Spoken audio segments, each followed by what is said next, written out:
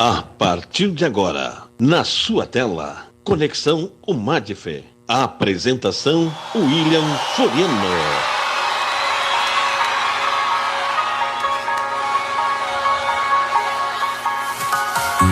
Deixou sua glória, foi por amor, foi por amor.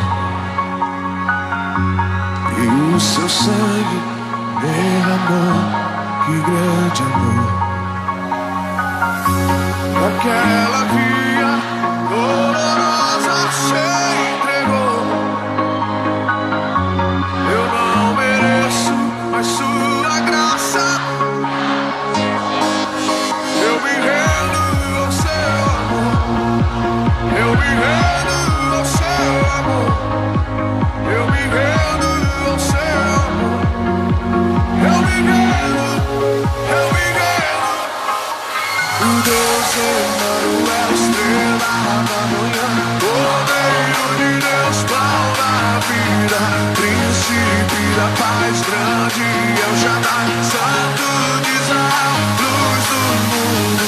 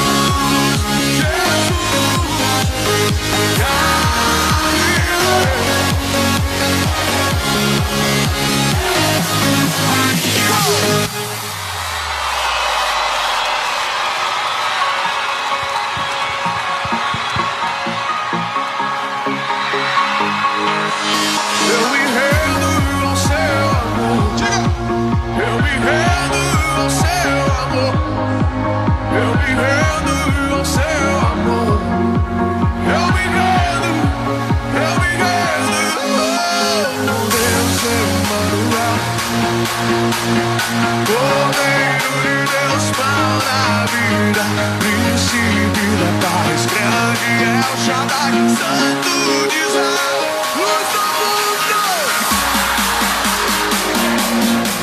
Vamos lá, galera, somente os que são livres. Joga a mão no Chile, vem. Vamos lá. 1, 2, 3.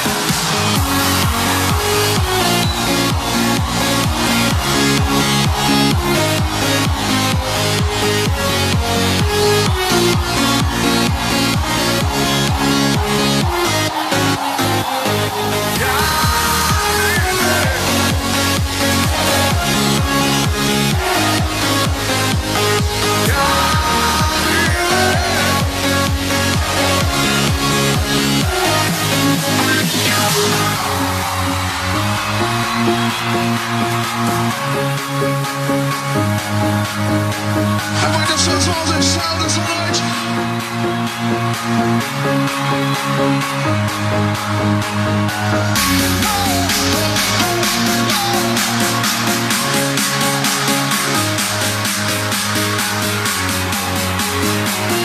Vamos lá, Goiânia! 1, 2, 3,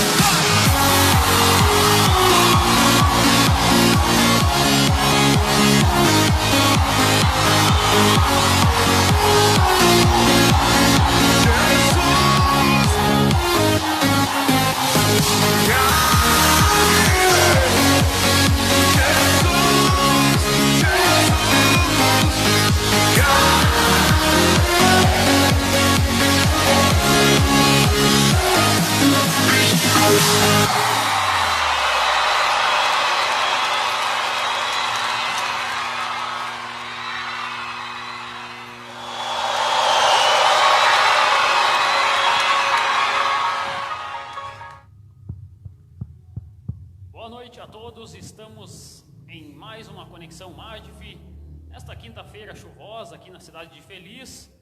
Estamos hoje aqui com os nossos pastores, a nossa pastora, o nosso pastor. Estamos aqui com o Gabriel. E eu peço já, desde já, que você compartilhe a página, para que mais pessoas olhem o entretenimento, olhem a palavra de Deus, olhem a nossa conexão, que é da mocidade da Assembleia de Deus de Feliz. E quando a gente fala da Assembleia de Deus de Feliz, envolve a cidade de Vale Real, Alto Feliz, Bom Princípio, e vai meu abraço a essa cidade também. Você pode interagir conosco, enviando o seu pedido de oração, enviando de onde você fala, perguntas ao nosso pastor, à nossa pastora. Se comunique conosco, vai ser muito importante a sua participação. Então quero aqui começar a saudar não vou dizer visitantes, mas os nossos pastores aqui, né? Paz, irmã, pastora Maria Elisete. A paz do Senhor. Estou feliz aqui, estar fazendo parte desta live e que todos os ouvintes sejam abençoados através de nós. Amém. Paz do Senhor, pastor. Paz, William, Gabriel. Alegria estar aqui com o Departamento Jovem da Assembleia de Deus aqui da Feliz, participando dessa programação, ouvir vocês e falar um pouquinho também, trocarmos algumas experiências, que isso é muito válido. E o pastor que tem muitas experiências aí para nos contar, né, pastor? Algumas, né? Alguns aninhos aí, que a gente já enfrenta e está na obra de Deus, e eu acho que a gente pode compartilhar muita coisa aí. Amém. Quero aqui também cumprimentar o meu, não sei se posso dizer auxiliar, secretário, o que é? Amigo. Senhor, Gabriel? Amigo, né? Paz, William, paz ao pastor, Marisete. Para você que está na sua casa também, independente se você já jantou, vai jantar, aquilo que você estiver fazendo, eu quero cumprimentar você também, que nos oportuniza de entrar na sua casa, né, de levar essa programação de entretenimento cristã, mas com todo carinho, né, com todo amor. E eu tenho certeza que essa programação de hoje, assim como foi em todas elas, vai ser uma programação que Deus vai falar contigo de alguma forma, porque Deus tem bênçãos. E o propósito que Ele tem para ti nessa noite é que você, com certeza, cresça mais uma vez com essa programação. Hein? Amém. Também estaremos sorteando um livro escrito pelo nosso pastor presidente, Laurentino Melo. Então fique ligado na programação que a gente vai falar o que vai ser necessário para você ganhar este livro. Então quero iniciar aqui com um louvor, e logo após estaremos conversando com nossos pastores, conhecendo um pouco mais deles. Então fique ligadinho aí, vai compartilhando a página, né? Logo mais estaremos aqui de volta. A primeira música é Ainda Estou de Pé, com Peterson e Mari.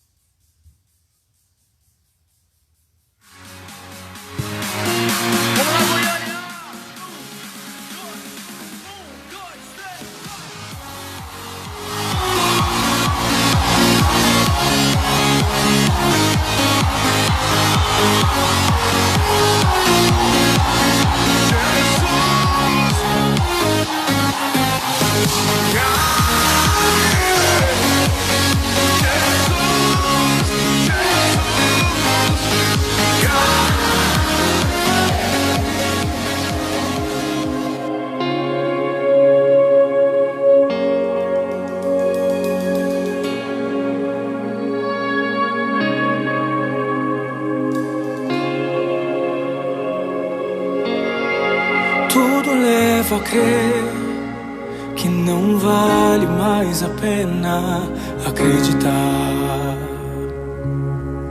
Já ouço alguém dizer que a cor da esperança se apagou. Gritam por paz, procuram o amor, perderam a alegria. Dizem que acabou, mas nada abalará a minha fé. Mas nada abalará a fé.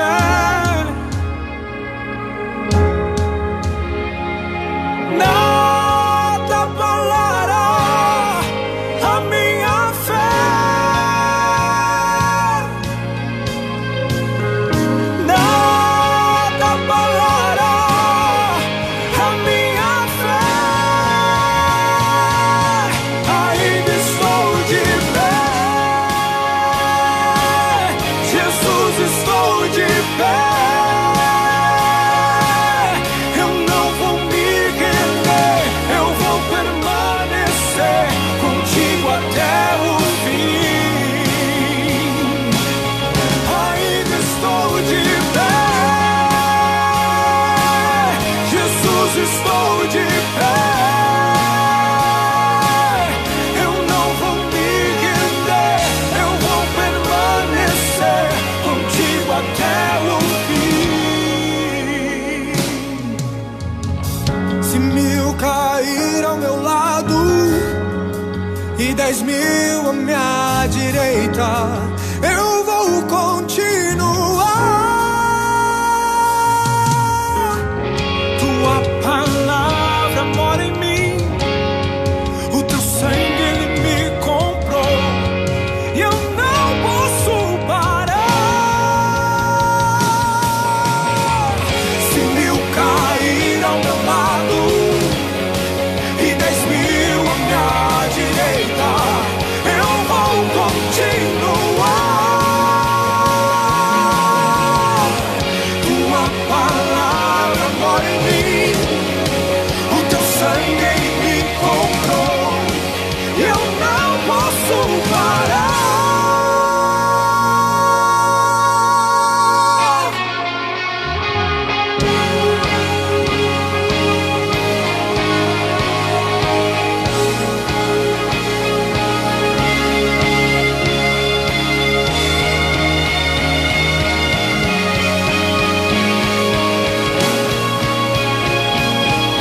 Ainda estou de pé.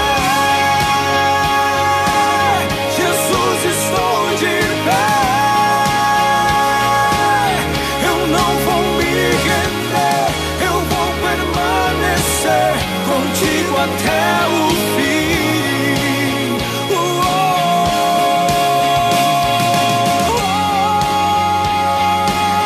Ainda estou de pé. Glória a Deus, ainda estamos de pé em meio a todo esse caos aí. Temos nosso Senhor Jesus Cristo que sempre vai na frente, dissipando as trevas. Pastor, vamos então começar falando um pouco da sua trajetória, aonde o senhor nasceu, aonde o senhor começou o evangelho. Eu nasci em São Leopoldo, né, no interior de São Leopoldo, localidade denominada Morro do Paulo, lugar das pedreiras lá. E foi nesse lugar que eu nasci, criei. E meus pais conheceram o Evangelho, eu tinha, acho que 8 anos de idade, por aí. E aí eu tive um período afastado da igreja, acho que até dos 13 aos 17 anos, né, que é aquela idadezinha difícil da gente, a idade da curiosidade, das aventuras, né? Então, com 17 anos de idade, Jesus se encontrou comigo e me salvou e me transformou. E dos 17 anos de idade, eu permaneci na igreja, fui jovem, líder de jovens de congregação, fui superintendente de todo o campo de São Leopoldo. Naquele tempo, São Leopoldo abrangia todo o Vale dos Sinos. Então, abrangia Novo Hamburgo, Sapucaia. Era um campo bem grande. Era grande. E eu fui o único líder de jovem, superintendente de jovem solteiro. Então, e aí foi nesse ano, no ano seguinte, que nós casamos. Eu casei com 26 anos. Dos 17 aos 26 anos eu permaneci na igreja e aí me casei com 26 anos. Amém. E a pastora nasceu em São Leopoldo também, ou em outra cidade? Sou natural de Sobradinho, nasci lá. Então vim embora com 9 anos para São Leopoldo. Então passei o resto da minha infância, adolescência e todo o tempo na igreja. Porque assim que chegamos em São Leopoldo, eu costumo dizer que Jesus foi lá em casa. Porque a minha mãe tinha esse sentimento, esse desejo de conhecer o Evangelho. Então, logo foi providenciado que um casal foi lá e falou de Jesus para nós, e toda a nossa família aceitou Jesus. Desde esse dia Estou até hoje. até hoje. E o amor dele se renova a cada manhã. E vocês se conheceram na igreja? Sim, o Lorentino foi meu primeiro namorado. Então, claro que às vezes a gente, quando jovem, né, algumas paixãozinhas passageiras, né? Eu lembro que um dia eu permiti que alguém pegasse a minha mão, enfim. E depois, quando eu fui dormir, eu disse: Senhor, eu não gosto desse menino. Então, me perdoa. Fiquei assim, vermelhinha, né? Toda sem jeito. E disse para Jesus: Jesus, não, eu não vou namorar se não for para ser sério, para casar. Então, desde ali, me dediquei só a fazer a obra de Deus. E quando iniciamos o nosso namoro, nós tínhamos certeza que ia dar certo. Hoje, os tempos de hoje, há tantas separações de casais, né? Tantos conflitos, e vocês, né, como pastores, também são um belo exemplo para todos, né? Eu vou dizer uma frasezinha assim, ó: vale a pena esperar. E a nossa história é muito linda. Pena que às vezes eu penso e não tenho uma ação, né? Mas assim, de escrever um livro, né? Escrever um livro bem legal para a juventude ler. O quanto é bonito, o quanto é lindo saber esperar em Deus. Tu sabe, William, hoje o programa vai ser bem agradável aqui. Eu creio que tem muita gente aí interessada em saber um pouco mais da história do pastor. E me passaram até que a data também, que foi em torno de março de 87, não sei se está certa essa data. Ah, sim, dia 28? 28. Eu tenho um amigo nosso aí, e ele é uma agenda, né? E ele, na simplicidade dele, ele também me contou algumas histórias, que é o Gessé. E eu achei incrível a forma que ele se expressou, porque, por mais que eu particularmente gosto da forma que ele se expressa, mas é alguém que observa os detalhes.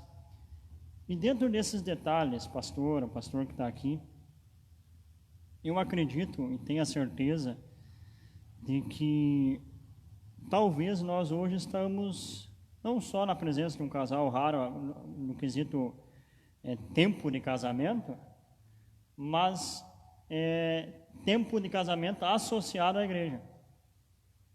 Porque eu tenho vários amigos que até compartilham desse tipo de opinião, que hoje em dia acontece quase mais divórcios dentro da igreja do que fora da igreja. Ou seja, de pessoas que seriam frequentadores, independente se estão coligados a uma comunhão de alguma igreja ou não. E eu vejo que parece que antigamente isso era algo normal, né? Assim, o casamento duradouro, né? Eu tenho meus tios, por exemplo, até o meu tio Jordelino já está com o Senhor, eles conseguiram completar quase 65 anos de casados. Um homem que foi desbravador, né, no litoral norte, evangelizou muito lá, e eu tenho aquilo como orgulho, sabe? E às vezes, como disse a pastora, às vezes vale mais a pena tu esperar, ou vale sempre a pena tu esperar, e ter a certeza da decisão que tu vai tomar, porque é uma decisão para toda a vida. E hoje em dia parece que tem algumas pessoas que lidam com isso com facilidade. Gurizada que está solteira aí, né? Eu sempre digo que casamento não é como você trocar de casaco, né? Quem casa quer casa. Então existe todo um contexto, né? Então você pega desde cultura. Um casamento é a junção de duas culturas diferentes, que vai se gerar uma terceira cultura. E aqui eu quero deixar minha pergunta, posso? pastor sendo, né, tendo, não sei se é 16, 17 irmãos, e a pastora também sendo a mais velha, são 4 irmãos, se não me engano, né? 4. Como isso, até quando, ou até que ponto isso se torna um exemplo para a família? E isso eu tenho, talvez, uma pergunta aqui que tem vários jovens que desejam fazer isso. Eu estou usando o pastor e a pastora como exemplo, mas vários questionamentos de jovens que têm isso, deles se tornarem exemplo para a família. Na verdade, a minha mãe teve 18 filhos, eu sou o 18º. Então, os meus irmãos, alguns estão na igreja, são poucos que não estão, né, na igreja, mas a maioria estão na igreja. Como eu estava contando para vocês, Jesus me salvou com 17 anos de idade, então eu frequento a igreja, aliás, sou obreiro há 40 anos, né? Já vai para 41, né? Na verdade, então a minha família tem bastante pregadores, cantores, que eu sei só tem um, né? E uma irmã que tocava um pouquinho, mas os outros são pregadores. E pastor, saiu eu o último, né? O mais novo, que consegui chegar ao pastorado e assumir a presidência de uma igreja, depois de 40 anos, ajudando. Em São Leopoldo, a gente abriu várias congregações, né, trabalhamos ali. Eu estou mencionando essa história para vocês entenderem. Quando eu tinha 17 anos de idade, que eu me converti, eu era muito tímido, né, eu tinha dificuldade de me expressar. E esse medo, talvez, essa timidez, é que talvez demorou um pouco mais para a gente participar. Mas logo em seguida, porque a pregação, o ministério da palavra, na verdade, é um dom de Deus, né? Isso tu não nasce pregador. Isso aí Deus... Eu sou um que Jesus me chamou, que Paulo diz para Timóteo, que alguns ele chamou e capacitou. Então, alguns têm isso ao natural. Eu não tive. Eu fui chamado, então, e Jesus me capacitou. E é claro que isso aí para a família, né? Todos os meus irmãos, todos os meus sobrinhos, né? Eles estão sempre ligados, participam também. Alguns estão afastados da igreja, mas geralmente eles frequentam os cultos, né? Eles de vez em quando ligam para a gente, conversam com a gente, né? Então é uma família grande em São Leopoldo. Chegar lá e perguntar por Melo lá, até os cãozinhos dão uns gritos lá, né? Até eu tenho aqui, é interessante, porque são detalhes que a gente às vezes passa batida, às vezes um corre-corre do dia a dia, às vezes enxerga o pastor e a pastora mais em ambientes de culto, ou até ambientes secundários, mas atrelado a assuntos de culto, e às vezes não temos essas informações pessoais. E eu fui aqui, até estava essa semana conversando com alguns amigos meus, e confesso, eu particularmente, eu tenho vários parentes em São Leopoldo, vários amigos, mas a pessoa do pastor Laurentino eu vim conhecer aqui. E eu acho que mais ou menos aí se cumpre a palavra, né, sobre um testemunho, porque muita gente ouvia sobre as congregações que o senhor cuidava, né, e até então meu tio comentava comigo, você tem que ir um dia lá na congregação, e eu ficava naquela curiosidade, muito ouvia falar do senhor, mas não lhe conhecia. E eu até puxei aqui, William, não sei se me permite, no nosso pastor, até o pastor estava comentando ali sobre onde ele, né, começou seu ministério, enfim. Eu achei interessante um detalhe, eu não sei se é verdade, eu quero perguntar para o senhor. A escola que o senhor estudou É a mesma escola que estudou dois dos seus filhos? Ou não? A escola Exato, o Policino, São Leopoldo. É. É possível que tenha alguns amigos aí assistindo a nossa live, mas a minha escola é em São Leopoldo. Eu achei interessante esse detalhe, né? Porque você vai estudar na escola que estudou teu pai, então até onde isso se modificou, até onde isso mudou, até onde existe história que... E o meu nome ficou marcado nessa escola, né? Policinos. Eu acho que deve ter lá ainda uma professora, talvez um professor ainda que estão na ativa. Os demais todos se aposentaram, o diretor da escola também se aposentou, mas deve ter uma ou duas professoras. Eu tenho colegas minhas que estudaram comigo que são professoras. Então, como eu era muito arteiro, né? Nessa fase aí, eu estudei ali até o 1º grau. 2º grau eu fiz no outro lugar, então meu nome ficou conhecido por causa disso, né? E por ser, eu era na verdade o mais novo da turma da escola, como eu vim do Morro do Paulo, era considerado interior, né? Por exemplo, eu me casei e não tinha energia elétrica ainda no Morro do Paulo, então isso ficou marcado, e os meus 2 filhos se formaram na mesma escola que eu estudei. É um detalhe, eu não estou tomando conta, tá? Já vou encerrar aqui, já passo a bola para ti de novo. Mas é um detalhe que a gente observa isso, eu não sei se não está relacionado só à pandemia, não. Isso já tem alguns anos que está, onde os jovens, a última geração, aí pode botar uns 4, 5 anos aí, retrocedendo, tem desistido fácil dos estudos. Eu não sei até que ponto o jovem acha que consegue vencer as coisas na marra, vamos dizer assim. Porque eu acredito que a forma que as coisas estão, a informação cada vez mais sendo quase que instantânea, vai chegar num ponto que você não vai conseguir praticamente nada sem o estudo, né? E eu achei interessante o pastor comentando isso, eu queria questionar o senhor sobre seu mestrado em teologia. Também, o senhor tem 70% da faculdade de psicologia pronto? Eu na verdade, fiz psicologia, eu fiz 4 semestres só. Eu fiz 2 semestres na UBRA, em Canoas, e fiz 2 semestres na FEVARE.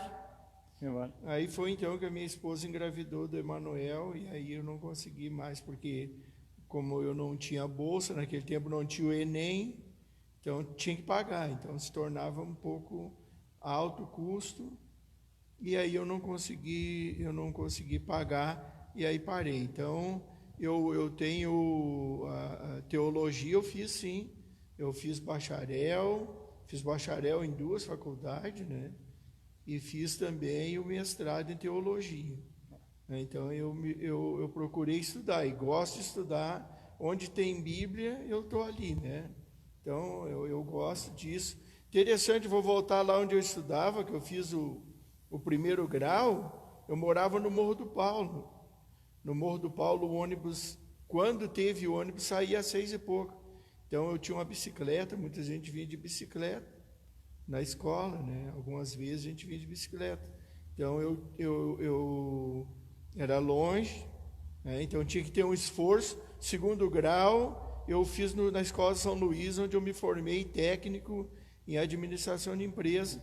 Naquele tempo a gente se formava, fazia o 2º grau e se formava no médio, tu saía técnico.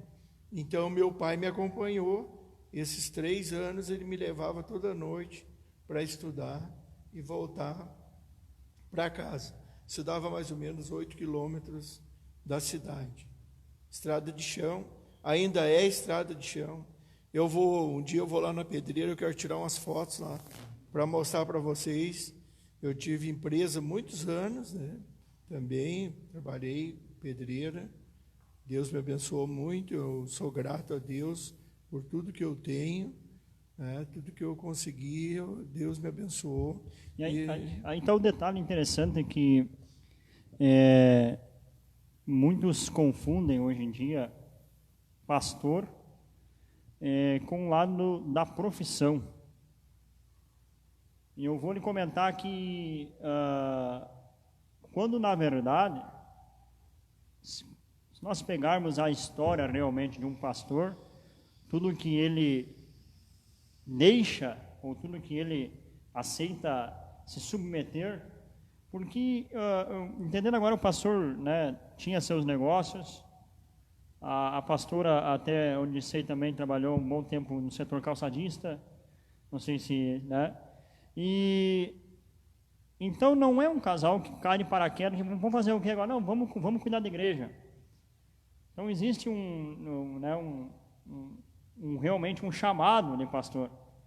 Eu particularmente admiro muito isso e entendo todas as dificuldades disso com relação ao pastor, com a pastora, outros casais, outros pastores que eu tanto admiro, mas muito se confunde isso,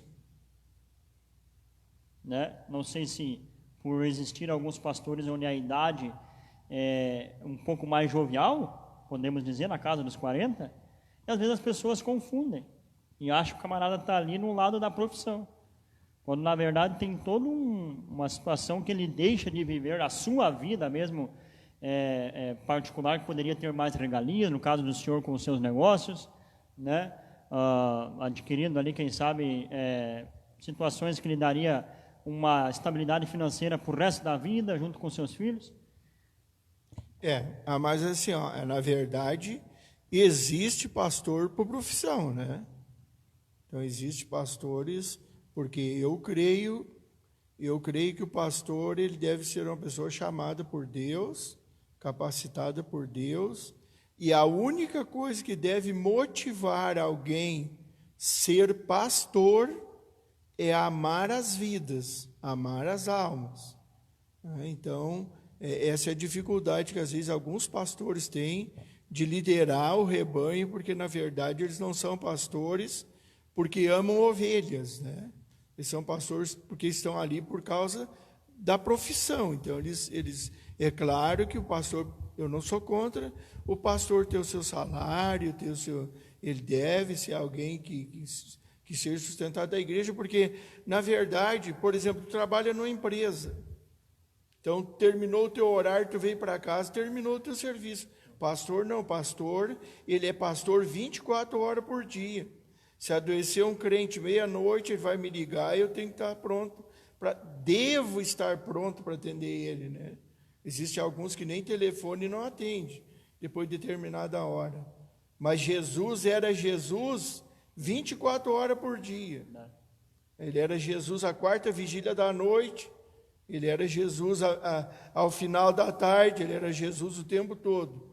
Claro que nós não somos limitados, mas Jesus também tinha o seu lado humano, e eu acho que o pastor deve ter isso no seu coração. Se ele não tiver, ele vai ter muita dificuldade de liderar o rebanho.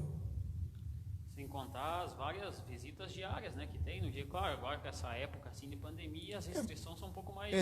Agora nós estamos vivendo restrição, mas, por exemplo, eu não tenho aqui os dados na minha mão, mas eu creio que nós já se aproximamos da Páscoa até essa semana, e eu creio que nós já chegamos a 40 cestas básicas, ou já passamos disso, que a gente entregou para famílias pobres, e a gente ainda tem alguma coisa para entregar. Então, tem muitas pessoas desempregadas, muitas pessoas vivendo a recessão, e a nossa missão é essa, né? Socorrer quem está precisando.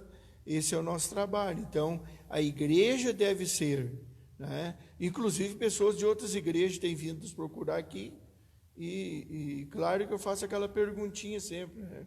Se o pastor dele não está ajudando, o pastor dele não se importa com ele, mas de qualquer forma, ninguém sai daqui com as mãos vazias, sempre alguém vai levar alguma coisa para sua casa, para o sustento da sua família. E vocês, pastores, que têm 3 filhos, né? Sim, o Gessé, a Lana e o Emanuel. E voltando um pouco no assunto antes, o pastor tem 70% do curso de psicologia, né? A Lana, ela é psicóloga, né? Então surgiu o interesse através do senhor ali? Pois olha, não surgiu. Eu não queria que ela fizesse psicologia, né?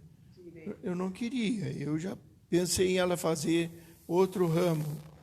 Porque a psicologia ela é muito semelhante ao pastorado, né? Porque o psicólogo, ele precisa ter vocação. Porque o psicólogo, ele vai ouvir os problemas dos outros e vai mostrar o caminho para a solução do problema. Tem muita gente que pensa que psicólogo tem solução para o problema. Não, psicólogo, ele indica o caminho.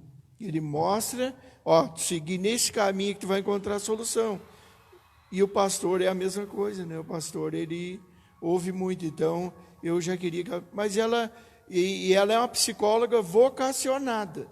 Eu não por ser minha filha, mas eu sinto nela assim, que ela é uma pessoa que ela tem vocação para isso que ela está fazendo. E está num bom caminho, eu acho que vai fazer mestrado, e eu creio que ela vai fazer doutorado em psicologia, né? E ela já está lecionando, né, na escola. Então, eu creio que ela vai ser uma pessoa... Meu genro também, depois de casado, fez engenharia civil. Né? Por incentivo dela e tal, e ele fez a prova do Enem também, conseguiu. E interessante. E a minha filha, Deus abençoou que ela fez a prova lá, passou, ganhou 100% da bolsa de psicologia. Então, Deus abençoou muito ela nisso. E temos o netinho, né? Que é o nosso encanto aí, o Benício. Eu não esqueço assim, que o primeiro salário que a Alana ganhou, ela começou com 14 anos, ela ofereceu todo ele à igreja. Né? Eu penso assim, às vezes, uma coisa tão simples, mas do coração. E hoje a Alana é professora já, de psicologia geral, na Este, numa faculdade. E ela é bem nova, e eu me preocupo um pouco com ela, porque ela é muito perfeccionista. Se parece com alguém, né, que se cobra, assim, né? Então, a Alana é uma bênção, né, para nós. É uma atitude bacana essa, né? O primeiro salário da gente, a gente pensa em fazer 1000 coisas, né? Pensa em comprar isso que queria, pensa em comprar aquilo, e dar o seu primeiro salário, né, para a igreja. Um dia a gente pode fazer uma live só sobre isso, né? Mas eu tenho várias experiências nessa área.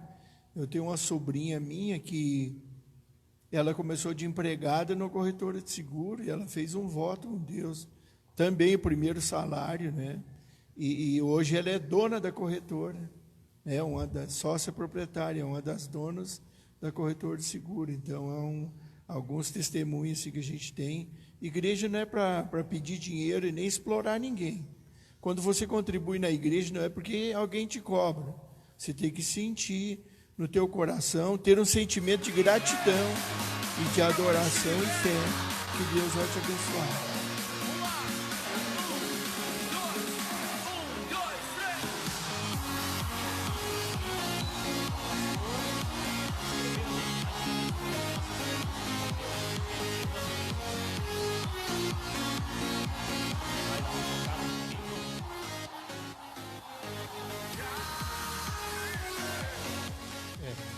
Esse livro aí a gente usa muito em seminários, né? Porque esse é um assunto, e hoje é um assunto muito debatido, né? No YouTube, né? A maioria das pessoas, eles contrariam isso. E eu acho que Deus me deu essa ousadia de escrever um livro bem simples, e é claro que é usado mais em seminário, mas que traz uma explicação para a pessoa que quer ser bem-sucedido na sua vida, né, administrando minhas finanças com Deus. É um livro bem interessante, eu comecei a ler ele, bem bacana mesmo. E o senhor já está pensando em fazer outro livro, ou vai ficar só nesse? Na verdade, eu tenho mais uns 2 ou 3 escritos, né? Eu preciso que alguém editar os livros, e aí a gente poderá lançar daqui um pouco mais, algum livro mais aí, para deixar para a juventude. Você vai compartilhando a página, você vai interagindo. Logo depois da destino que eu vou rodar aí, a gente vai ver as interações, se alguém fez alguma pergunta, se alguém viu um pedido de oração. Então vamos rodar agora Deus Proverá, com Jairo Bonfim. Nós temos vários pedidos de oração, e eu quero saudar a todos os irmãos que estão entrando aí na live, né? E dizer para eles que eles podem compartilhar. Tem a opção aí, compartilhar, e você estará levando esta live aos teus amigos, no teu Face. Então, clica aí em compartilhar, escreva a cidade que você está nos ouvindo, né? Escreva o seu pedido de oração. Aqueles que conhecem a minha história, se quiser falar um pouquinho, pode falar também, não tem problema, nos comentários aí, né? E eu glorifico a Deus por isso, porque Deus cuidou de mim, está cuidando e vai cuidando. Deus me deu muitos livramentos, né? Eu sou grato a Deus pelos livramentos que Deus me deu e por estar nessa cidade aqui de Feliz, uma cidade tão próspera, uma igreja muito amável. Eu tenho desfrutado assim de uma comunhão muito especial, não só com a cidade aqui, com as pessoas, como também com a igreja. A gente tem, é claro que muitos não me conhecem, isso demora um pouquinho até saber quem é o pastor, e o pastor também saber quem são os membros. Eu não sei se está pronto aí o louvor, já vão rodar. Então pode rodar, mas é um período de adaptação que eu estou passando, mas eu glorifico a Deus porque Ele me livrou de muitas coisas e continua me livrando ainda. Amém.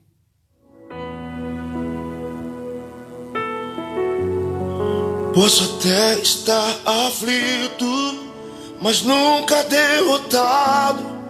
Posso até chorar, posso até sofrer, mas o amanhã virá e minha fé será recompensada. E o meu Deus não falha, não.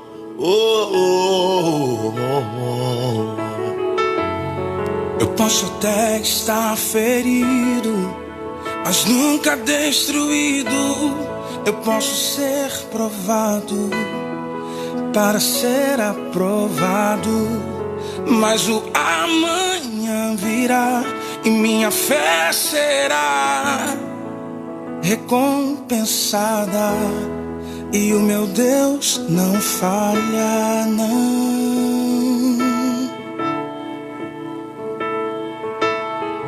Não vivo pela vista, não, eu vivo pela fé.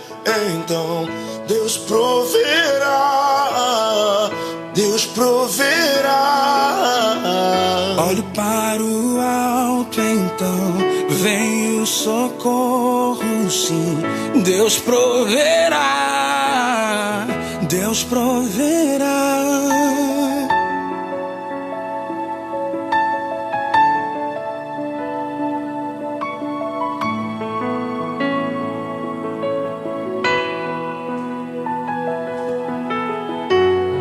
Eu posso até estar ferido, mas nunca destruído. Posso ser provado para ser aprovado, mas o amanhã virá e minha fé será recompensada. E o meu Deus não falha.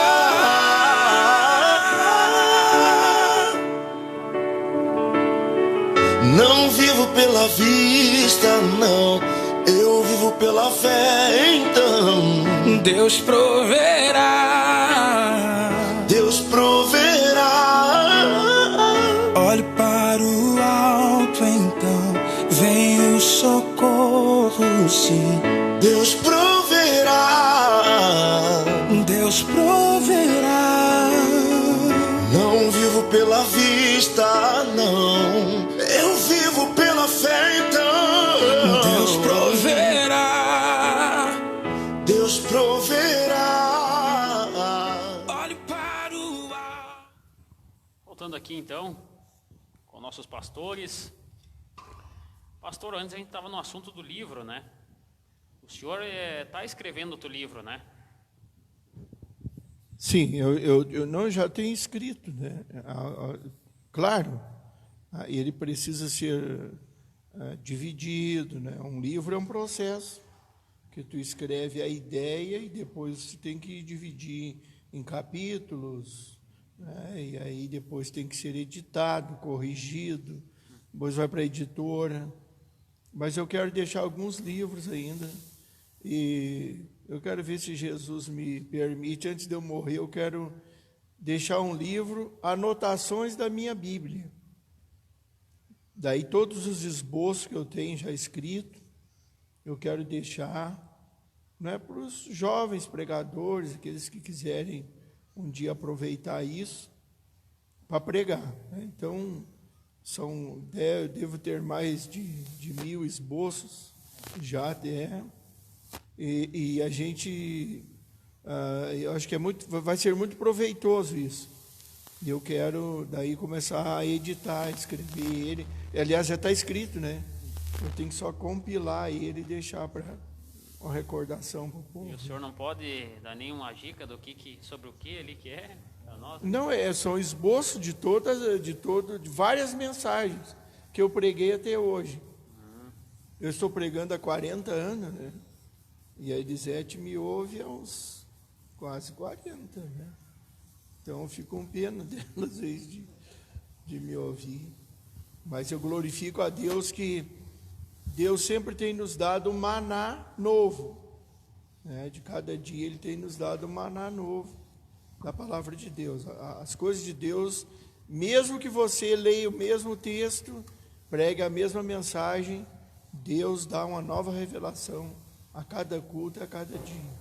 Até, inclusive, o pastor está comentando porque, na verdade, a forma que se resume o livro, penso eu, olhando da minha ótica simples, é nada mais do que aquilo que a pessoa estudou durante a vida, resumido numa ideia, num livro.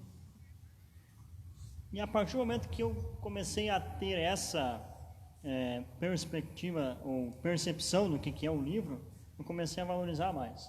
Eu parei praticamente, eu estava parado uns 8, 9 anos sem ler livros. De uns tempos para cá, de uns 3 anos para cá, eu voltei a essa rotina novamente.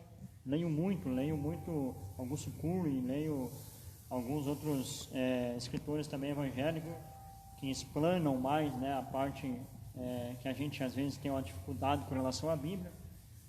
E até, inclusive, o pastor estava comentando sobre as pregações dele.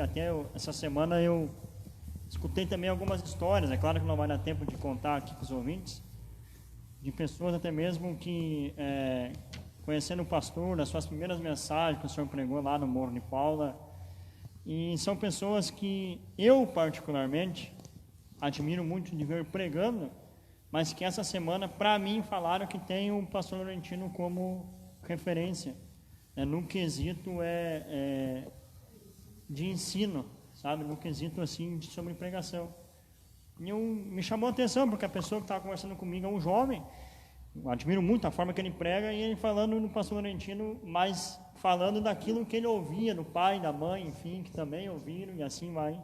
Então, que interessante. Eu sou um que não está curioso para saber do livro, já estou louco para comprar esse livro. Né? Por exemplo, em São Leopoldo, eu cuidei dos últimos 2 distritos que a gente liderou, foi a Santo André e Coab Duque. Então a gente tinha uma frequência assim, nos cultos de ensinamento de mais de 200 pessoas. Então o nosso culto de ensinamento durante a semana sempre teve uma boa frequência. Eu não sei, né? Eu não posso falar porque quem tem que falar é o povo, mas os irmãos vinham. Então geralmente os cultos de terça-feira, que era o culto de ensino, a gente cantava um louvor da harpa e ia para a palavra de Deus.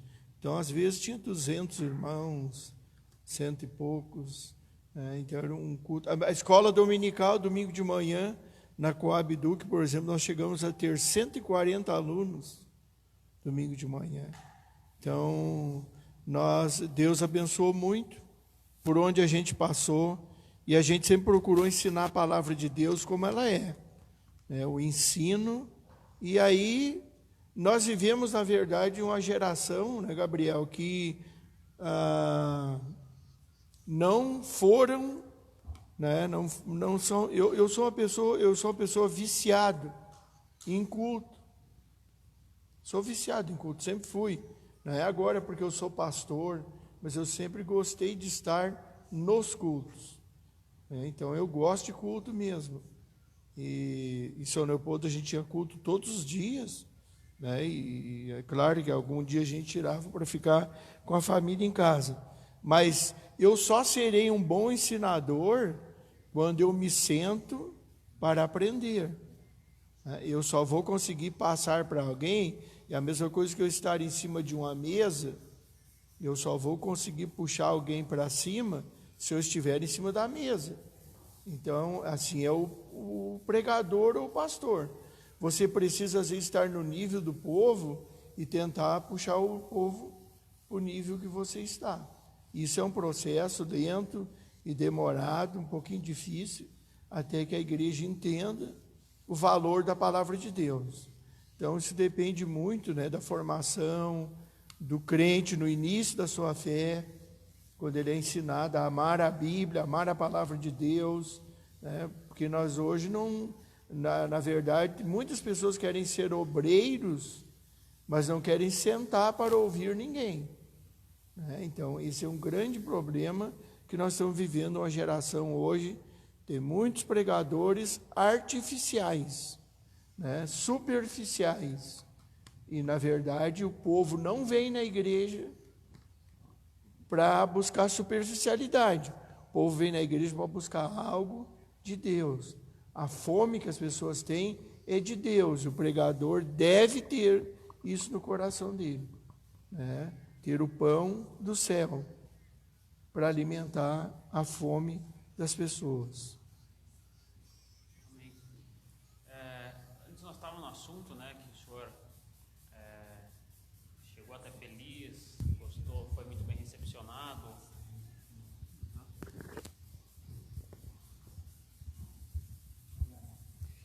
Antes nós estávamos no assunto, né, que o senhor chegou até feliz, gostou muito da cidade, da recepção aqui dos irmãos. Como foi, assim, o trâmite, que dá para falar da história, né, do senhor vir para Feliz? Sim. Eu, na verdade, nunca pensei em vir para essa cidade. Nunca passou na minha mente, no meu coração, assim, de vir para Feliz, né? Mas foi algo de Deus. Primeiro surgiu uma oportunidade para mim ir para uma cidade bem longe, né? São José do Ouro. Aí lá eu achei que era difícil para mim, porque depois de uma certa idade assim se torna difícil para a gente ir para uma terra tão distante, né? Mas aí depois surgiu Tenente Portela, também longe, né? Mas aí eu já pensei, acho que eu vou para Tenente Portela. Não conheço, nunca fui lá. Daí depois passou o Tenente Portela, então veio Horizontina. Estava praticamente certo, saiu meu nome na lista da convenção para ir para Horizontina, e a gente já estava preparado para ir. Na verdade, os irmãos lá, tenho alguns amigos lá, né? E alguns amigos aqui que são amigos de pessoas lá, então já me recomendaram, eles já estavam vendo casa, né? E a gente já estava em contato assim com os irmãos, foi para lá. Não passou no meu coração essa cidade aqui. Aí na noite, ou 2 noites antes da gente dar posse, alguns dias, foi pouquinhos dias antes da posse, o pastor me ligou e disse: olha, deu um problema aí, tu não vai mais para Horizontina, mas sobrou uma vaga na cidade de Feliz, tu vai? Olha, eu vou para Feliz, né? Então, chegando aqui, a gente encontrou uma igreja abençoada, né? Isso aqui foi uma igreja que Deus abençoou muito, que o pastor Elísio passou por aqui também, e tudo que tem aqui de prédio, né, foi construído através da vida dele. Deus abençoou ele, e a gente assumiu aqui e estamos, Deus tem abençoado, não está faltando nada, né? Eu creio que nós vamos atravessar essa crise que se instalou no nosso estado, no nosso país, no nosso município, e nós vamos atravessar ela tranquilo. Não devemos nada. Aliás, não dizer que não devemos, a gente não pode dizer, a gente deve, mas eu não tenho nada de dívida atrasada hoje da igreja. Todas as dívidas estão sendo pagas até antecipado. Por exemplo, nós estamos com as dívidas desse mês, todas pagas. Eu só devo uma fatura do dia 30 desse mês. As demais todas estão pagas rigorosamente em dia. Então Deus não tem nos deixado faltar nada. Que nem o hino que nós acabamos de escutar, né? Deus proverá. Isso. Porque eu penso assim, que a Assembleia de Deus ainda é uma igreja onde o povo é proprietário dos bens da igreja. Nós vemos várias igrejas aí que não tem prédio, não tem terreno, não tem nada. Então, materialmente falando, o povo não tem nada. Mas a Assembleia de Deus, e principalmente aqui na Feliz, a gente presta conta de todo o dinheiro que entra, todo o dinheiro que sai, tudo é prestado conta, conselho fiscal, né, o tesoureiro. Então a gente procura ser o mais transparente possível, porque eu acho que a igreja merece do pastor ser transparente, né? Porque na verdade o pastor presidente, ele é o presidente da igreja, mas a igreja, os bens e o dinheiro é da igreja. O pastor é uma figura administrativa e ele deve esta obrigação de ser transparente e que a igreja tenha conhecimento de tudo que ele faz. Tenho duas perguntas para o pastor aqui também. Como foi a vinda também aqui para Feliz? A senhora está gostando bastante? Gostou bastante?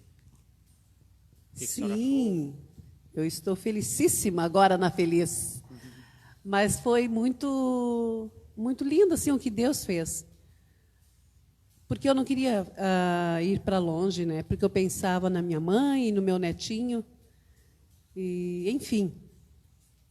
Mas um dia de noite, sem que eu conversasse com ninguém, a gente conversa bastante com Jesus, né? Eu disse: tá bem, Jesus, se for para ir para um lugar distante, eu vou. E contigo eu vou até para debaixo de uma árvore, né? Eu acho que daí Jesus viu a minha sinceridade e me trouxe para Feliz. Fica a 60 quilômetros de São Leopoldo, bem pertinho, né? Sim, posso ver minha mãe toda semana se quiser, né? Ver a Lana, o Benício, né? O Jefferson. Fica tudo pertinho. E também teve vários, né, congressos aí da UFADEF que foram adiados, né, devido à pandemia, né? Sim, nós teríamos aqui a irmã Genilda, da cidade de Londrina, né? Mas então tudo foi cancelado, desde os voos. E vamos ter ela no mês de março de 2021. A irmã Genilda, a gente ficou amiga, né? É uma pessoa muito querida. E eu quero que vocês conheçam ela, quando ela vir. Amém. Já voltamos aqui com os pastores. Eu quero ver as interações, né? Tem bastante gente comentando aí, né, Gabriel? Nós temos compartilhando aqui o mesmo microfone, que acabou dando uma falha técnica, mas tem, olha, eu acho que não vai dar tempo de a gente ler todos aqui. Mas tem pessoal aí de Caibaté, está assistindo a gente. Pessoal, Jorge Cordolino também, né? Me coloca aqui nossos pastores, bênção de Deus. Avenir Maier, essa aí nós já lemos lá também a irmã Genesi Vieira, também o irmão Márcio Trindade está assistindo, né? Também aqui, deixa eu... Isso, o pastor está com uma lista grande também, né, pastor? Pode comentar ali. O pastor está com o sistema dele. Vocês querem, né? Nós temos o Paulo Henrique dos Estados Unidos, né? Foi um moço que a gente ganhou para Jesus e hoje ele é pastor, está lá assistindo a gente. Nós temos o Isaías Pinheiro, também foi um moço que a gente ganhou lá na congregação da Paim.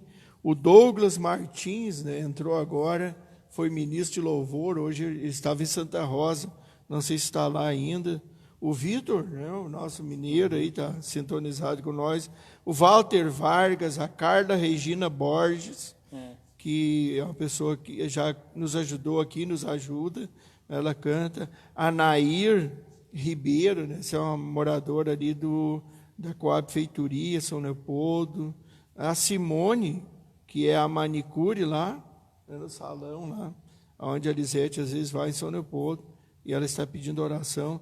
Também nós temos a Suelen Gelsdorf, que também está ligadinho conosco aí. Olha, são tanta gente, né? Porque alguns entram e saem, e eu peço a todos que compartilhem, vão compartilhando a nossa live aí. Daqui um pouquinho eu vou trazer uma meditação da palavra de Deus, bem breve, mas fica ligadinho, porque eu tenho uma palavra de Deus para o teu coração. Pastor, uma pergunta aqui bem prática, mas na verdade que eu acho que só vem como é que eu posso dizer assim, dimensionar esse carinho que o povo de São Leopoldo tem por vocês. Particularmente, eu participei daquilo que foi o culto de despedida de vocês ali na Coab Duque, e a gente foi com alguns jovens lá nesse dia, também fazer uma representação da Igreja de Feliz. E claro que a gente nesses momentos a gente vê muito presente, né, em emoções e tal, mas ali eu pude presenciar, ou pelo menos as pessoas que estavam ao meu redor, que não eram simplesmente ligações, por exemplo, de amizade com relação àquele distrito, mas às vezes com relação ao distrito de antes que o senhor tinha ido lá, como era o caso de um irmão que estava atrás de mim e comentou. Como saber dividir isso? Até no dia lá, eu me lembro até hoje que a irmã Lisete, hoje nossa pastora, trouxe lá uma reflexão comparando, né, quando Isaac manda buscar a sua noiva. Mas como hoje, por exemplo, que nem o pastor está ali, né, vendo vários comentários, o pessoal com saudade, o pessoal mandando abraço, enfim, como entender e como saber dimensionar que a gente realmente está trabalhando numa obra para Deus e saber não se misturar essa parte do se apegar a um trabalho, a um distrito, isso que eu queria saber de vocês. Então, um tempo no nosso ministério eu tinha dificuldade de entender isto, até porque quando nós íamos para um lugar, o lugar era carente, necessitado, então às vezes a gente começava do zero, né? Então, quando nós vimos a igreja ali, cultuando a Deus, a construção, enfim, que foi feito, daí nos mandavam para outro lugar mais necessitado, que tinha que começar do zero de novo. Então, eu ficava às vezes triste, né? E não entendia muito bem. Às vezes eu pensava, será que é perseguição? O que eles estão pensando, né? Mas depois eu fui entendendo que tudo isso serviu para a gente aprender, para a gente crescer, né? E hoje, um abraço para todo São Leopoldo que está nos ouvindo. Hoje, se eu vou a São Leopoldo, eu sei que eu tenho um travesseiro, um lugarzinho assim para ficar na casa de vários irmãos, porque a gente fez a volta em São Leopoldo praticamente, né?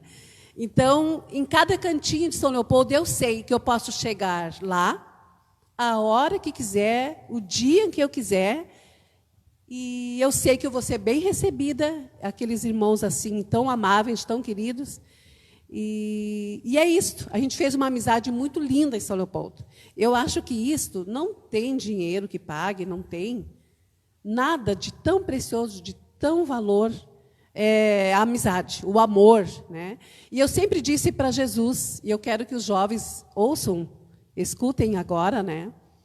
Que desde a minha infância, assim, quando adolescente, jovem, eu pensava, poxa, eu quero casar, sim, mas eu preciso casar dentro da vontade de Deus, porque eu preciso honrar meus pais, eu preciso honrar os meus líderes, eu preciso honrar os meus tios que me deram um colo quando pequenas, né?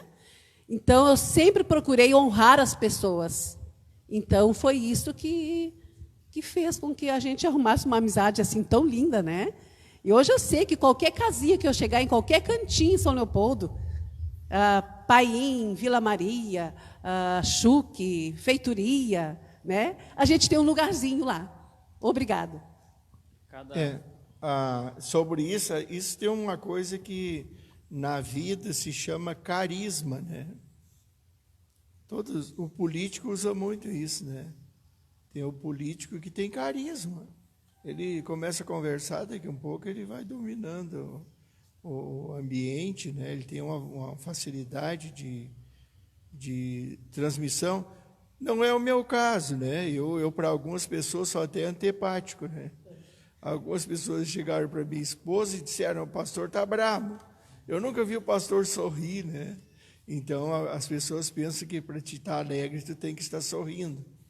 Então, para mim, o que faz este elo entre eu e as pessoas é só o milagre de Deus mesmo, né? Porque eu não tenho simpatia, eu sou um camarada meio fechado, né? Meio sem comunicação. A Lisete já tem essa facilidade de expressar amor, né? Mais comunicativa. Eu sou uma pessoa mais retraída mesmo. Se eu chegar num ambiente, eu tenho um pouco de dificuldade, mas Deus faz este elo entre eu e as pessoas, né? Aproveitar que a gente está falando de São Leopoldo, mandar um abraço para o pastor Carlos Azeredo, quem sabe se ele está ligadinho, a sua esposa, a irmã Vera, suas filhas, nosso presidente da convenção, pastor Adalberto, dos Santos Duto. Eu trabalhei com ele 20 anos, né? Algumas coisas a gente aprendeu com ele, e também eu fui obreiro do pastor Aleixo, saudosa memória, fui obreiro dele, e também do pastor Carlos foi pouquinho, né? Ele logo já quis me mandar embora, né? E eu sou grato a Deus pela disposição dele em me ajudar e me encaminhar para a obra de Deus. Deus abençoe o pastor Carlos Azeredo e toda a sua família.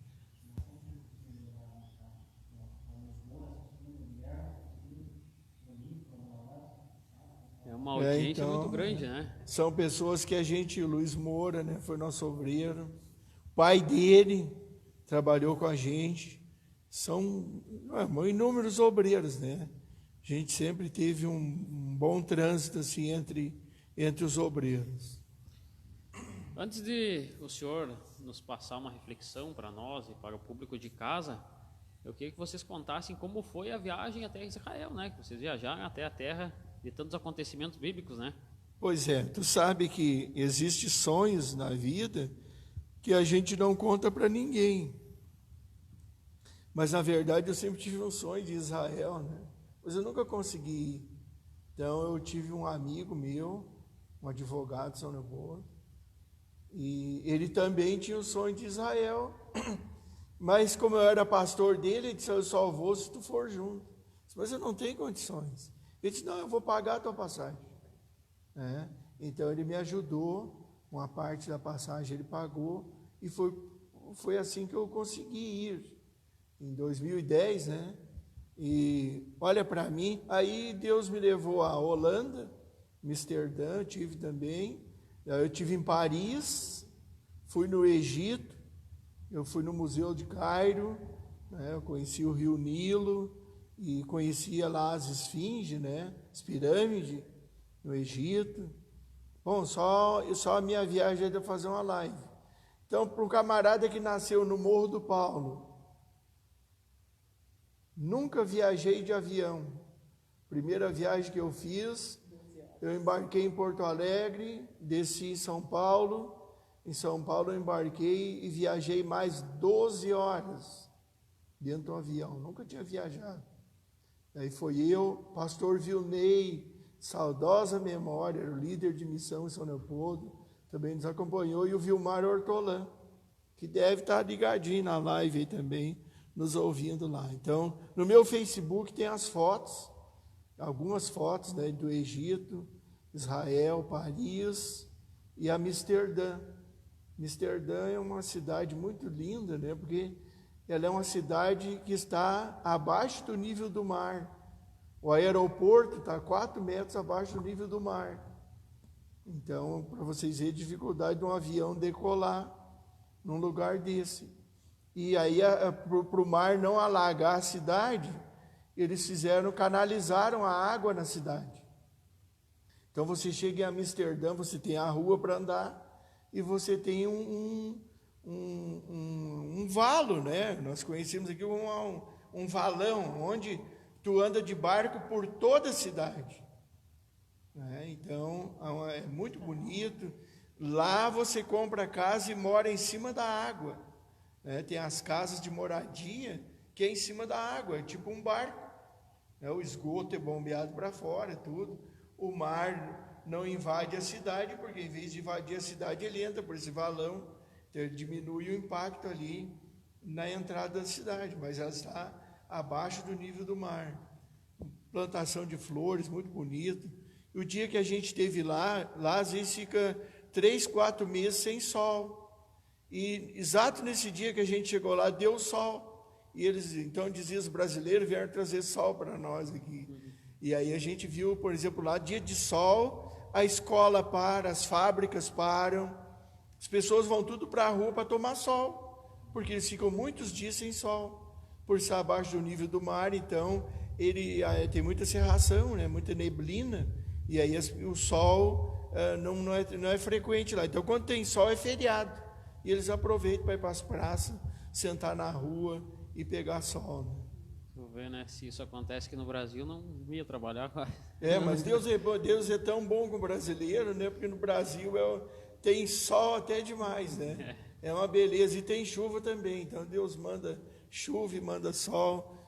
Na verdade, a nossa pátria é uma pátria abençoada. O nosso estado é um estado abençoado, né? Nós vivemos num país muito abençoado por Deus.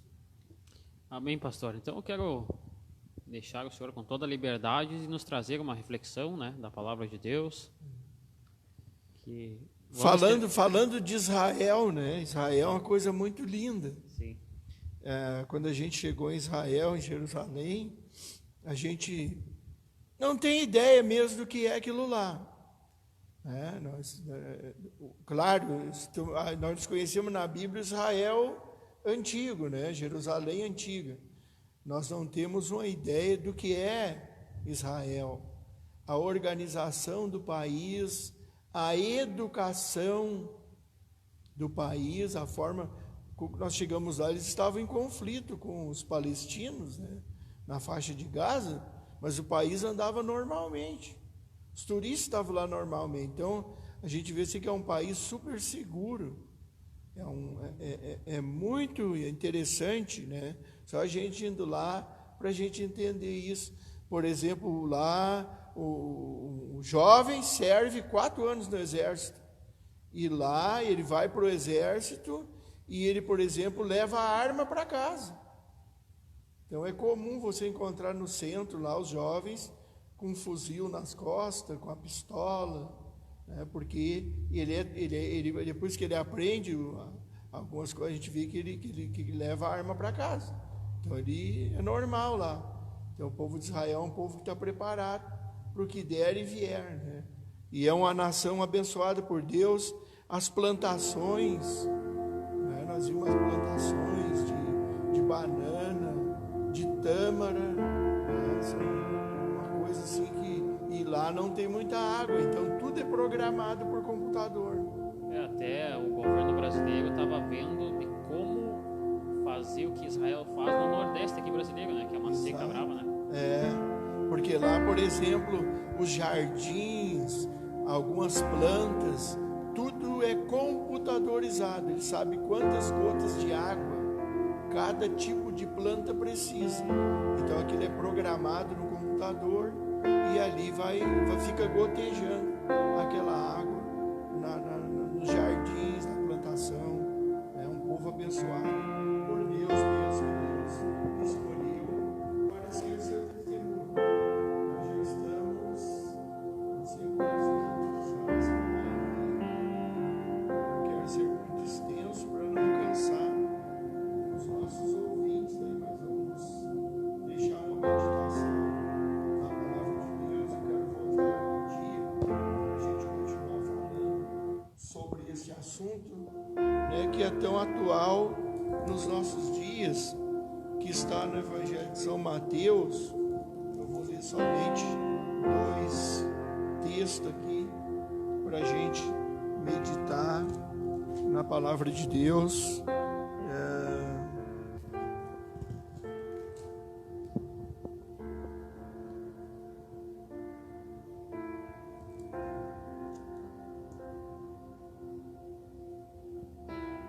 está no Evangelho de São Mateus 14 e 22.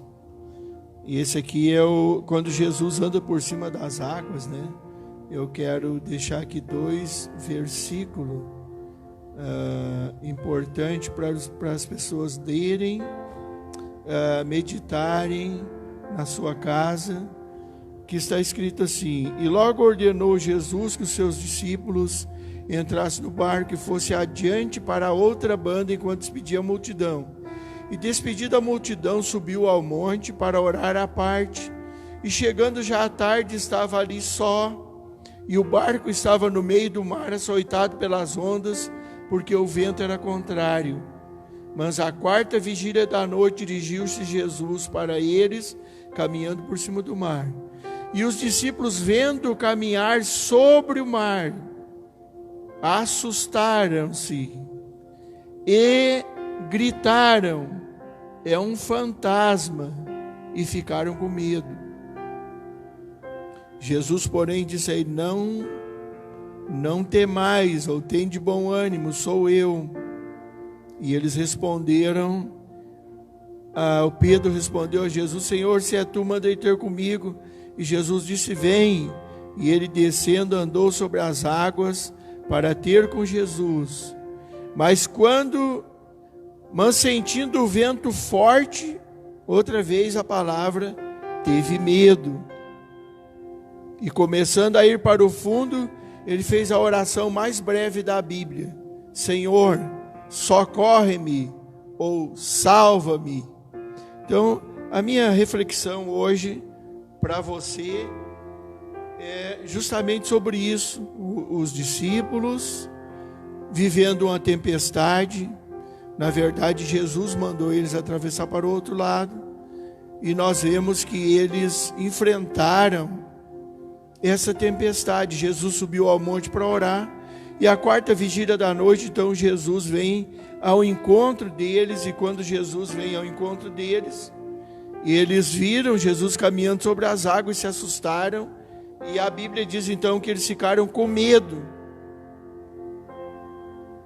E novamente o Pedro diz: olha, Jesus, se é você mesmo, então permita que eu vá contigo. Então desceu do barco e foi ao encontro de Jesus. E novamente ele, percebendo o vento no mar, ele teve medo e começou a afundar nas águas. Ele então grita para Jesus: socorre-me. A minha reflexão hoje é justamente sobre isso, sobre o medo, porque esta palavra, ela envolve todo ser humano. Todos nós, de uma forma ou de outra, nós sentimos medo. E medo em muitas circunstâncias. E aí nós temos que pensar: ou nós vencemos o medo, ou nós nos tornamos escravos do medo. Talvez você que está assistindo esta live nessa noite, você talvez está dentro da tua casa, está com a tua família, e talvez você está sendo assolado por este problema chamado medo. E quando a gente olha para hoje, nossos dias, né, nós nos tornamos quase que reféns. Nós estamos no isolamento social, nós perdemos o contato com as pessoas, contato humano, nós temos medo do contágio, né? Tem pessoas que têm medo. Eu, esses dias, estava conversando com uma pessoa que ela, antes do carro entrar no pátio, ela lava pneu, ela lava tapete, ela lava tudo, porque ela tem medo que o vírus, né, em algumas cidades foi feito isso e tal. Então a pessoa tem este medo. Outros têm medo da morte, né? E há um estudo, e isso é científico, que o medo, quando nós temos medo, o medo ele gera em nós a ansiedade. A ansiedade gera o estresse, e o estresse diminui a imunidade do nosso corpo. Então, quando nós ficamos com muito medo, situação de estresse, é possível, né, o nosso corpo ficar frágil e nós termos então o último grau do medo, que é o pânico, quando a pessoa entra em pânico. E hoje nós temos já aí a síndrome do pânico, que é uma outra coisa bem mais avançada, e que nós temos pessoas que têm síndrome do pânico, né? Esses dias eu conversando com uma pessoa, para ele todas as pessoas estão perseguindo ele, tirando foto dele, as pessoas querem matar ele.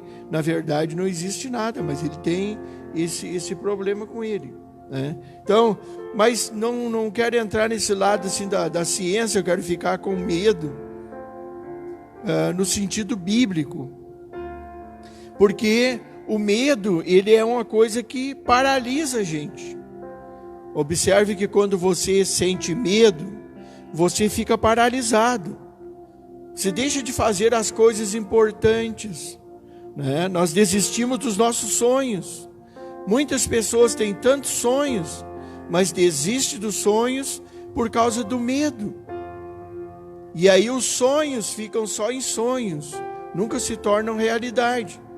Por exemplo, nós temos jovens, irmãos e pessoas que às vezes pensam: eu gostaria de ser um pregador, mas tem medo do público, tem medo de enfrentar a plateia, tem medo de falar. Isso é normal, todos nós temos medo. Nós precisamos pensar que o medo também nos impede de lutar, né? O medo é algo muito difícil na vida, que às vezes quando nós ficamos com medo, em vez de a gente lutar, a gente recua ou foge. O medo impede também de nós demonstrarmos a nossa capacidade.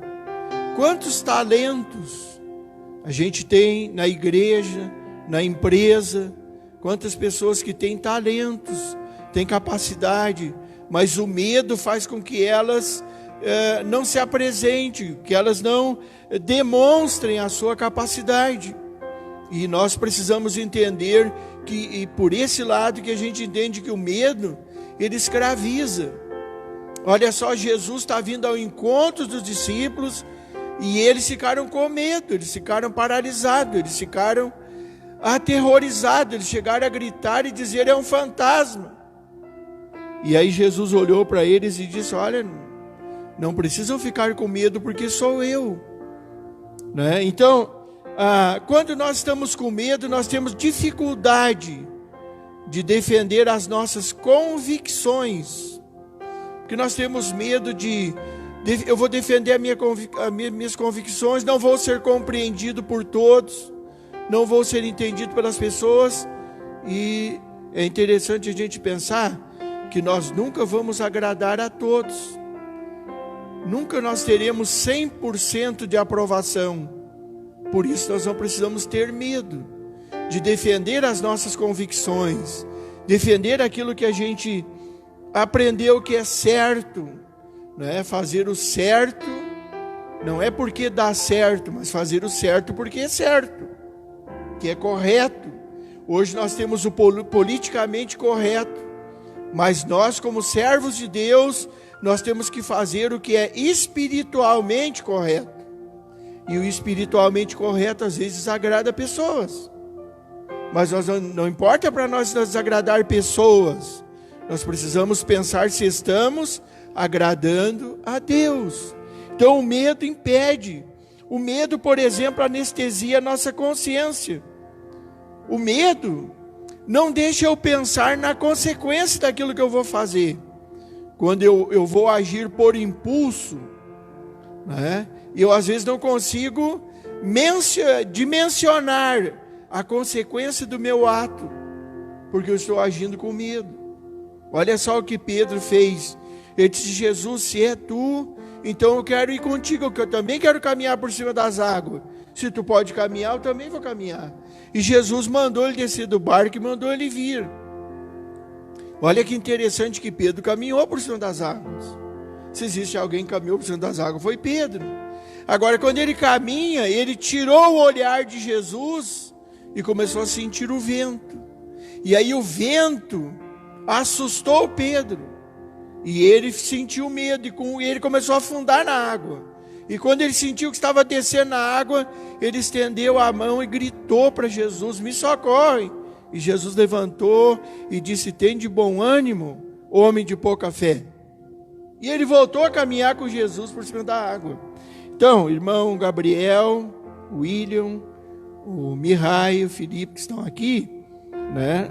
Nós vivemos hoje em dia de medo. As pessoas têm medo. Tem pessoas, por exemplo, que têm medo de vir no culto. É claro que nós respeitamos o número limitado, o espaçamento, higiene, álcool, gel, né? Mas as pessoas têm medo. Eu não vou no culto porque eu tenho medo. Eu acho que eu vou me contaminar lá. Então, o medo é uma coisa que assusta. Agora, o medo também, ele nos deixa infrutífero. Quando eu tenho medo, eu fico infrutífero. Olha só na parábola dos 10 talentos. Um ganhou 5, outro ganhou 3, outro ganhou 1. E o que ganhou 1 talento, ele teve a mesma oportunidade de quem ganhou 5, de quem ganhou 3. Mas ele ganhou 1, e esse 1 que ele ganhou, ele escondeu. E olha, quando o Senhor vem pedir conta para ele, ele diz: olha, mas eu sabia que o Senhor era exigente, né? Que o Senhor ia me cobrar. Eu tive medo e eu escondi o talento. Então o medo, ele nos deixa infrutífero. Nós não realizamos mais as coisas para Deus porque nós temos medo. Nós às vezes não distribuímos um folheto porque nós temos medo. Nós não oramos e dizemos: Senhor, eu quero fazer a tua vontade.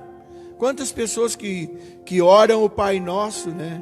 Pai nosso que estás no céu, santificado seja o teu nome, venha a nós o teu reino. E aí diz assim: seja feita a tua vontade e não a nossa. Onde está essa vontade de Deus? Você já perguntou para Deus? Às vezes nós temos medo de perguntar para Deus: Senhor, qual é a tua vontade para a minha vida? Qual é o teu projeto para comigo? Então, o medo, e a gente vai olhar para a Bíblia, muitas pessoas, muitos homens tiveram medo. Davi, por exemplo, quando ele viu Golias, o exército de Israel todo correu, e aí Davi, e aí eu quero falar alguma diferença entre o medo covarde e o medo de quem tem coragem. Porque o covarde, ele recua, ele corre, ele foge. O corajoso, ele fica onde ele está. O corajoso, ele não recua, ele fica na posição dele.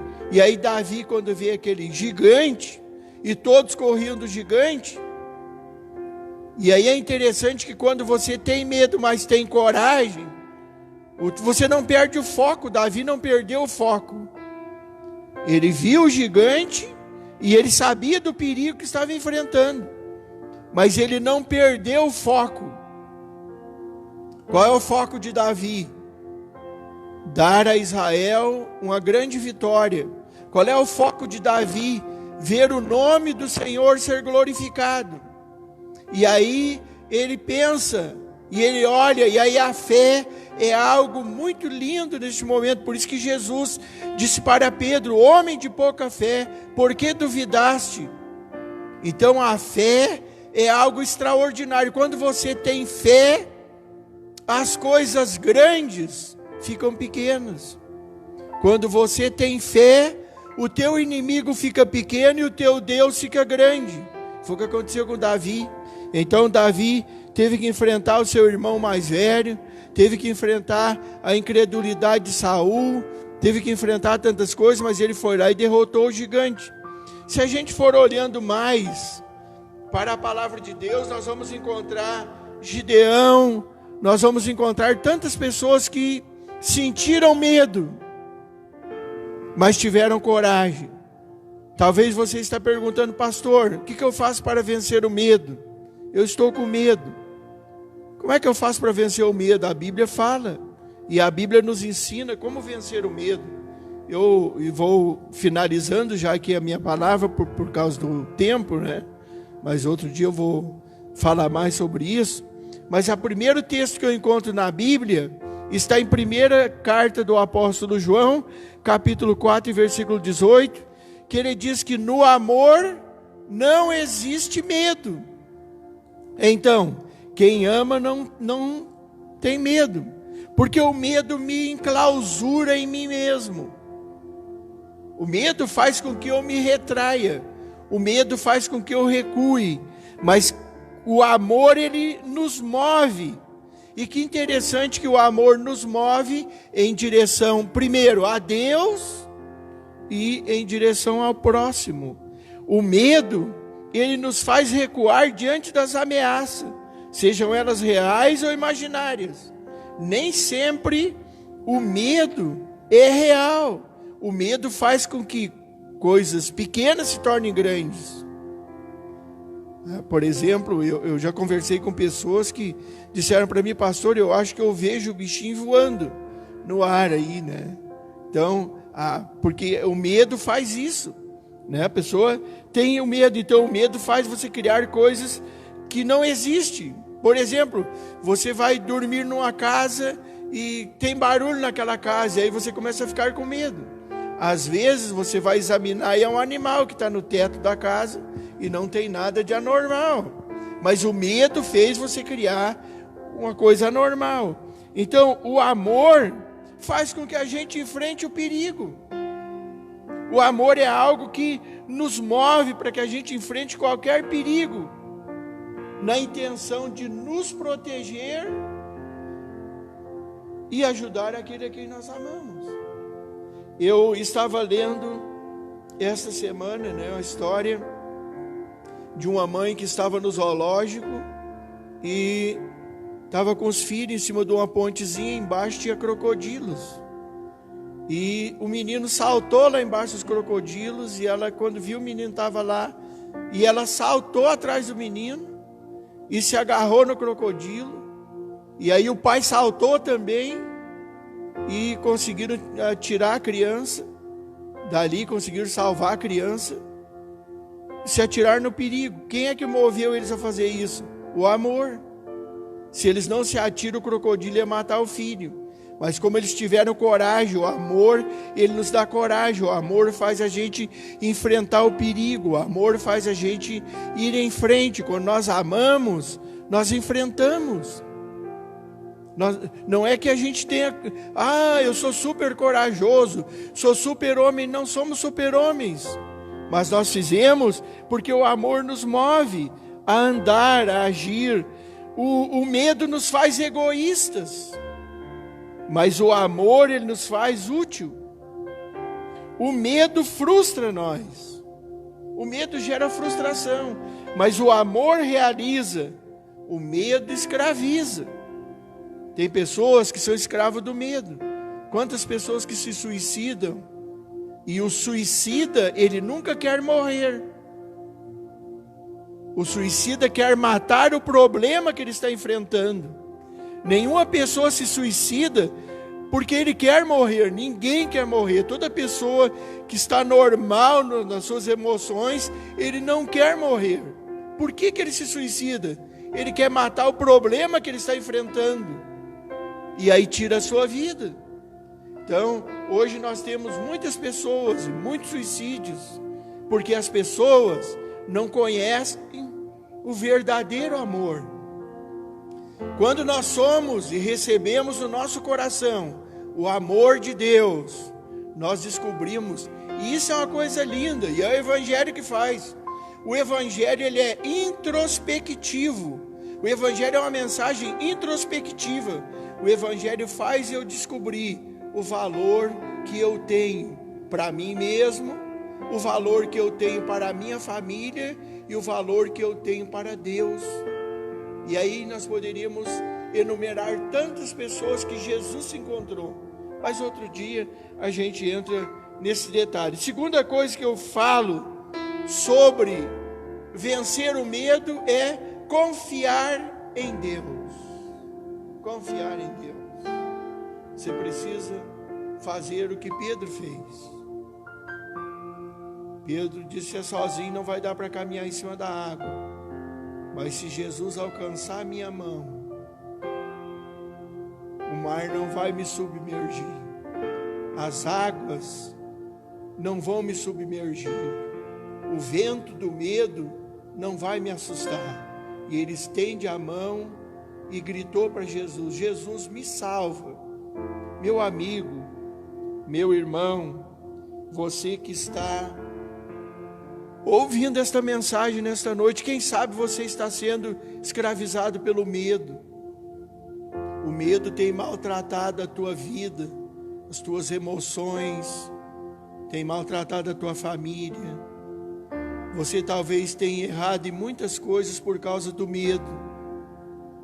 E eu quero te dizer nesta noite, assim como Jesus caminhou por cima das águas, eu e você podemos caminhar também.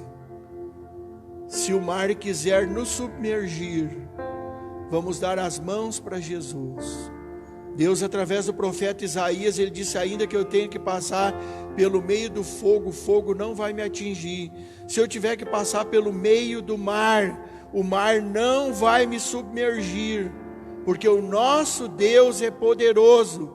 E você precisa vencer o medo, porque o medo é um ditador, o medo é um empecilho, o medo te causa inibição, o medo te paralisa. O medo não tem piedade de ninguém. Para encerrar, no livro Peregrino, eu creio que muitos leram e já olharam até o filme. Ele vai pelo caminho, e neste caminho tem 2 leões, e ele começa a sentir medo, e ele pensa em voltar, desistir da jornada, porque o peregrino ele está caminhando para a terra prometida, ele está caminhando para o céu, ele está caminhando na direção da cidade, mas ele enxerga 2 leões e ele se apavora, e ele diz: eu vou ser devorado, eu vou ser destruído por esses 2 leões, um de cada lado da estrada. E ele pensou em desistir, mas ele foi devagarinho, avançando, progredindo. O medo faz a gente diminuir a velocidade, o medo faz a gente, às vezes, andar mais devagar, o medo faz a gente, às vezes, depender dos outros. E aí eu quero te dizer para ti que, às vezes, o medo é uma bênção na nossa vida, porque o medo me faz dependente de Deus. Mas o peregrino, quando se aproxima dos 2 leões, ele viu que, na verdade, os 2 leões estão amarrados, acorrentados, e ele segue a sua caminhada. Os leões rugem, mas não pode fazer nada contra ele. E o apóstolo São Pedro, escrevendo, ele diz que o diabo, ele anda ao nosso derredor como um leão, rugindo, buscando a quem possa tragar. Mas a palavra de Deus diz que ao nosso redor, o anjo do Senhor está acampado. Eu quero orar por você neste momento, você que está me assistindo, você que está com medo, você que tem enfrentado tantas lutas na tua vida, tantas coisas emocionais. Você tem medo de perder o emprego, medo de perder a família, medo de perder os filhos, medo de tantas coisas. Eu quero te dizer para ti e deixar para ti como um salmo para você ler nesta noite, o Salmo 46. O salmista diz: o Senhor é o meu socorro, o Senhor é o meu refúgio. Ele diz: ainda que os mares, que as montanhas se mudem para os meios dos mares, ainda que o mar ruja, ainda que as suas ondas se tornem bravias, o Senhor estará comigo, o Senhor me guardará, o Senhor será o meu refúgio. Eu quero te dizer, Deus é o único que pode garantir para você. Deus é o único que pode te dar coragem para levantar da onde você está. Talvez você está afastado da igreja e está dizendo: pastor, eu queria tanto voltar para a igreja, não tenho coragem, pastor.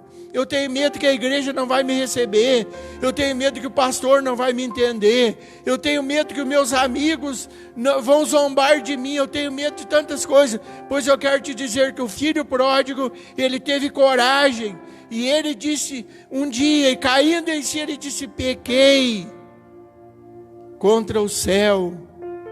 Ele disse: levantar-me-ei e irei ter com meu pai. E ele se levantou e foi ter com o pai. Eu quero orar agora.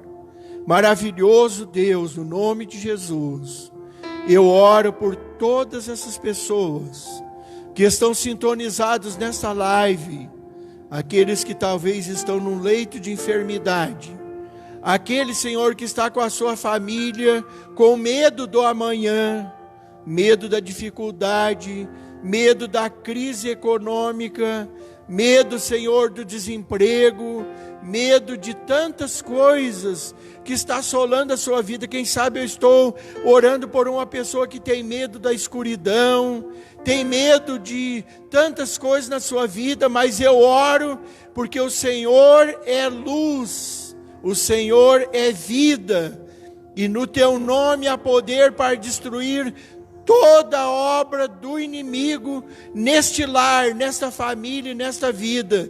Que esta vida seja alcançada nesta noite pelo teu amor, pela tua misericórdia, e que ele receba do céu coragem para enfrentar este momento que estamos vivendo no nosso país, no nosso município, no nosso estado.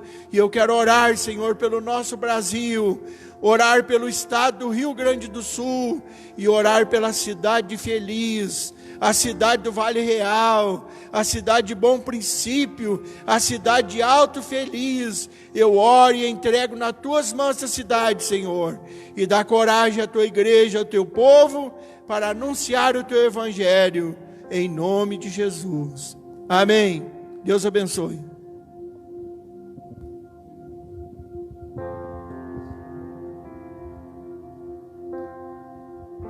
Glória a Deus, aleluia.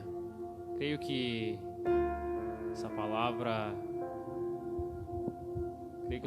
chegou a vários corações que estavam com medo, a várias pessoas aí que nesse tempo estão incertos ao futuro, mas creia que Deus é a salvação de tudo, é a solução de todos os problemas, seja financeiros, seja mentais, seja qualquer problema que você estiver, Deus é a solução. Agradeço aqui aos nossos pastores por disponibilizar esse tempo à nossa conexão, pastora Lisete, pastor Laurentino Melo. Agradeço também quem está nos bastidores aí que fizeram essa conexão acontecer, que é o Mihai, que está na parte da câmera, que é o Felipe, que está na parte do áudio, som. Agradeço também ao Gabriel, superintendente dos jovens, e agradeço você de casa, que é para você que a gente faz essa conexão, né? Então, fiquem com Deus. Um abraço aí ao Gessé.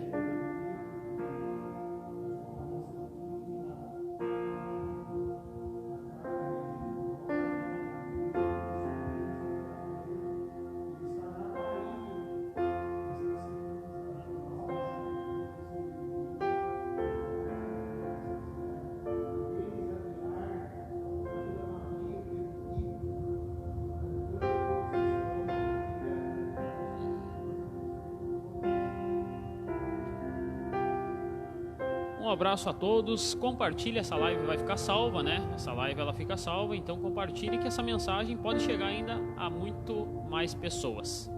Então vamos terminar com o louvor de Baruque, Lá Tua Mão Está. Fiquem com Deus e até a próxima Conexão UMADF.